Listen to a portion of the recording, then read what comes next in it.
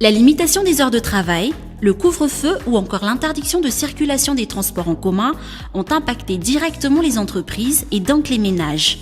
L'état d'urgence sanitaire et les mesures de confinement prises par le gouvernement ont ralenti les activités de production industrielle sur l'ensemble du territoire national. Symbole de cette crise sanitaire, le nombre d'entreprises créées entre mars et juin de cette année a considérablement baissé comparé à la même période en 2019. L'étude a été menée par l'Economic Development Board of Madagascar, EDBM, à partir d'avril et les résultats ont été publiés le 10 juin. Selon cette étude, 10 600 emplois ont été directement touchés par la crise. Les conclusions de l'enquête menée par l'Institut national de la statistique, l'INSTAT, avec l'appui de la Banque mondiale sont encore plus alarmantes.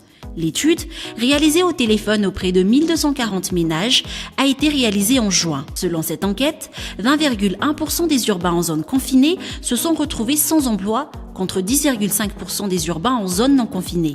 Le pourcentage s'élève à 6,3% en milieu rural. En pôle position des branches affectées par la Covid-19 se trouvent les secteurs de la restauration et de l'hébergement, avec près de 61% d'emplois perdus.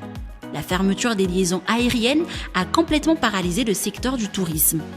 Les choses ont empiré alors que l'état d'urgence sanitaire se prolonge. Le 14 juillet dernier, la Confédération du tourisme de Madagascar a annoncé que presque 40 000 employés sont sur le point de perdre leurs emplois car les entreprises n'arrivent plus à payer leurs charges. Après le tourisme, le secteur du transport a aussi été fortement touché avec un taux de perte d'emploi de 38%. À la troisième place se trouve le secteur de la fabrication et de la transformation. En juin, le couvre-feu est la cause principale de la perte d'emploi, toujours selon l'étude. Comme les activités nocturnes représentent une part non négligeable des emplois à Madagascar, 34,5% des emplois ont été perdus à cause du couvre-feu et de l'interdiction de sortir la nuit. L'arrêt du travail au niveau des entreprises et auprès de certaines administrations a causé 31,5% des pertes d'emplois. Avec la fermeture des frontières, ce sont 15,8% des emplois qui ont été perdus. Les choses ne sont pourtant pas mieux pour ceux qui ont pu conserver leur travail.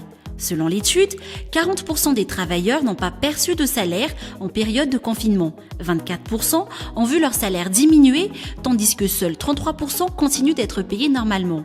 Fortement affectés par les pertes d'emploi et la réduction des salaires, 29% des ménages ont dû réduire leur consommation alimentaire. 17% ont dû réduire leur consommation non alimentaire, tandis que 9% ont été obligés de recourir à des emprunts auprès des proches, amis ou membres de la famille.